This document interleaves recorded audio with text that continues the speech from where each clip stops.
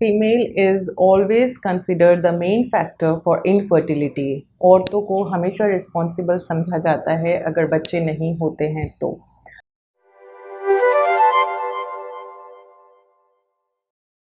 लेकिन millions of main ऐसे हैं जिनमें स्पर्म की प्रॉब्लम रहती है, सीमन की प्रॉब्लम रहती है, शुक्राणुओं की प्रॉब्लम रहती है। मूवी देखी होगी मेरे ख्याल से, विक्की डोनर मूवी काफ़ी फेमस मूवी थी और काफ़ी लोगों ने देखी भी होगी। विक्की डोनर में जो डोनर सीमन का जो दिखाया गया है वो किस लिए चलता है, क्योंकि ऑब्वियसली कहीं ना कहीं mail factor is responsible for infertility, इसलिए डोनर सीमन के बैंक्स होते हैं, डोनर स्पर्म के बैंक्स होते हैं। तो मैं डॉक्टर प्रिया मिल शिवालिक हॉस्पिटल से अपने यूट्यूब चैनल चाय विद शिवालिक में आज डिस्कस करेंगे मेल इनफर्टिलिटी के टॉपिक के बारे में।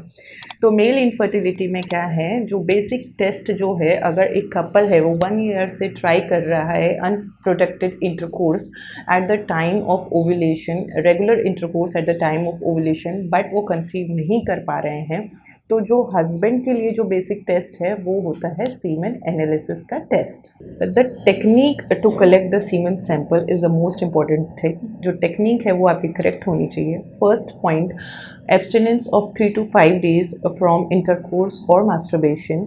सेकेंड पॉइंट, एक स्पेशल कंटेनर में कलेक्ट करा जाता है। Third point, entire sample collect होना चाहिए इन द कंटेनर, कोई स्पिलेज नहीं होना चाहिए। फोर्थ पॉइंट, इसको एम्बिएंट टेम्परेचर पे रखना चाहिए, keep the sample at the ambient temperature. Fifth point, collection से लैब तक पहुंचने का जो टाइम है वो अराउंड 30 to 60 मिनट्स तक का होना चाहिए, उससे ज़्यादा नहीं वो टाइम होना चाहिए। नेक्स्ट पॉइंट, जब आप सैंपल कलेक्ट करने वाले हैं उसके 3 to 5 days पहले कोई कैफ़ीन, अल्कोहल या फिर कोई भी ड्रग एब्यूज़ वाली चीज़ें आप यूज़ नहीं कर सकते हैं। तो this is the right technique to collect the semen sample by which the report that comes we can believe on. Now the sample is collected and the report has come. तो reports के बारे में जब बात की जाए तो first अपन देखते हैं what is the colour of sample. तो कलर जो है वो नॉर्मल होना चाहिए, ग्रे या ओपलेसेंट वाइट। अगर रेड है मींस उसमें ब्लड है, और अगर येलो है मींस उसके अंदर इन्फेक्शन है। सेकेंड आता है पीएच। नॉर्मल पीएच जो सीमेन का होना चाहिए, it should be between 7.2 to 7.8। अगर वो एसिडिक है तो एसिडिक मतलब आपके स्पर्म की हेल्थ को प्रॉब्लम कर सकता है। नेक्स्ट आता है अपना वॉल्यूम। वॉल्यूम कितना होना चाहिए, it should be greater than 1.5 ml। Next is time of liquefaction. Time of liquefaction क्या होता है, जो स्पर्म है जो उसकी विस्कोसिटी है, जो स्टिकी है, स्टिकी से वाटरी कन्वर्ट होने में एक स्पर्म को कितना टाइम, एक सीमेन सैंपल को कितना टाइम लगता है, इसे अपन कहते हैं टाइम ऑफ लिक्विफेक्शन। ये क्यों ज़रूरी है कि स्पर्म जो है इजीली मूव कर पाए इनटू द यूट्राइन ट्रैक्ट, तो इसलिए टाइम ऑफ लिक्विफेक्शन देखा जाता है। ये नॉर्मल कितना होना चाहिए, बिटवीन 15 to 30 मिनट्स आपका टाइम ऑफ लिक्विफेक्शन होना चाहिए। Now next comes the concentration. Concentration क्या होता है, स्पर्म की क्वांटिटी पर ml ऑफ सीमेन। ये नॉर्मल कितनी होनी चाहिए, ग्रेटर देन 15 मिलियन पर ml या फिर ग्रेटर देन 39 मिलियन पर इजैकुलेट। अगर आपके सीमेन सैंपल में स्पर्म्स ही नहीं हैं तो उसको अपन बोलते हैं अजूस्पर्मिया। तो अजूस्पर्मिया वो सिचुएशन है जिसमें अपने को डोनर सीमेन की ज़रूरत पड़ती है, जो कि विकी डोनर में दिखाया गया था। तो एजोस्पर्मिया में जब स्पर्म ही नहीं है तो अपन उनकी क्वांटिटी ना तो रेज कर सकते हैं, ना उनकी क्वालिटी अपन अच्छी कर सकते हैं। तो sperms is the basic requirement for a women to get pregnant. Next comes the morphology. Morphology मतलब स्पर्म्स की जो शेप है वो कैसी है, it is normal or abnormal. तो अपनी जो नॉर्मल रेंज आती है उसमें greater than 4% of sperms normal shape और अपनी साइज़ में होने चाहिए।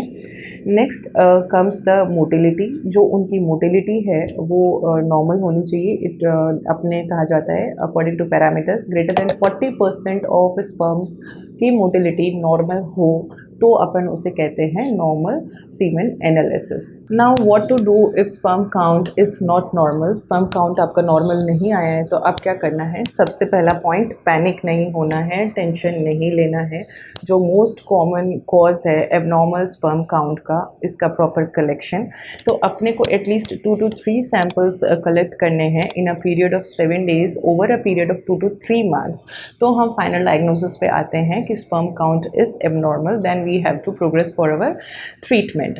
लो काउंट, लो मोटिलिटी का मतलब ये नहीं है कि प्रेगनेंसी नहीं हो सकती है। इसका मतलब ये है कि हमें कुछ टाइम चाहिए और कुछ प्रॉपर मेडिकल एडवाइस चाहिए या मेडिकल अटेंशन चाहिए और थोड़ा सा टाइम आपको लेना है जिससे कि अपन आगे प्रोसीड कर सकें, स्पर्म काउंट को नॉर्मल कर सकें। Now comes the treatment of low sperm count. First is your lifestyle changes. सबसे पहले मेंटली प्रिपेयर्ड रहिए कि जो भी आप चेंजेस करेंगे it takes around 3 months of time to reflect in the sperm count.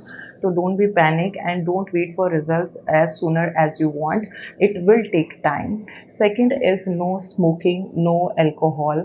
Third is exercise. You have to do exercise, but it should not be vigorous exercise. You have to do moderate exercises, क्योंकि अगर आप heavy exercises करते हैं it will generate heat and heat should not be there around genital area because they can kill the sperms. कभी सोचा है कि why testis are placed outside the body? Because sperms इतने डेलिकेट स्ट्रक्चर्स हैं जो कि हीट सेंसिटिव होते हैं, टेम्परेचर सेंसिटिव होते हैं, वो अपनी बॉडी की हीट को भी नहीं टॉलरेट कर सकते हैं, इसलिए testis are placed outside the body. Next is optimum weight, जैसे कि मैंने बताया आपको मेंटेन करना है। नेक्स्ट इज़ आपको इनर वेयर्स जो हैं वो एकदम कंफर्टेबल वेयर करने हैं और लैपटॉप्स जो आप रखते हैं, काम करते हैं अपनी लैप में रख के, तो वो लॉन्गर टाइम तक आपको नहीं रखने हैं।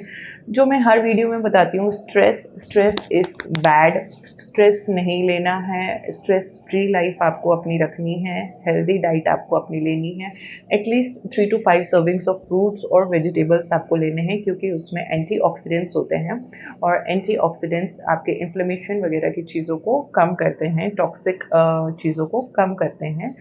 नेक्स्ट इज़ अगर आप प्रेगनेंसी के लिए ट्राई कर रहे हैं तो जो आपके ओव्यूलेशन के जो डेज हैं उनके अराउंड रेगुलर आपको इंटरकोर्स करना है। Now coming to the medical treatment. Medical treatment में फर्स्ट ऑफ ऑल आपको अगर कोई इशू है जैसे कि थायराइड का या डायबिटीज़ का, तो आपको पहले वो ट्रीट करना है। नेक्स्ट, अगर आपके जेनिटल इन्फेक्शंस हैं तो you should get a proper checkup of genital area and you have to undergo treatment of your genital infections. Next, अगर कोई ब्लॉक है, कोई वेरिकोसील है तो you should be treated for that. अगर आप को ट्रीटमेंट में टेस्टोस्टेरोन दिए जाते हैं या एंटीऑक्सीडेंट्स दिए जाते हैं तो they should be used properly, not heavy doses, and you should get advice of your doctor. Last comes, देखिए अगर फिर भी नहीं होता है तो there are now available ART techniques, artificial reproductive techniques, जैसे कि IUI हुआ, इंट्रायूट्राइन इंसेमिनेशन, या फिर IVF हुआ, in vitro fertilization. So you should not be thinking कि we can not get pregnant. It is possible to get pregnant with low sperm count also, but you should not be panic and you should take proper advice of your doctor and you should follow the advice of your doctor. जो भी चीज़ कर रहे हैं health के लिए, exercise, you should be consistent, regular होना आपका ज़रूरी है, विल पावर अपनी स्ट्रॉन्ग करनी ज़रूरी है, तभी आप अपने गोल्स को अचीव कर सकते हैं in life, either in pregnancy और any of your goals in your life. Thank you, be happy, be safe.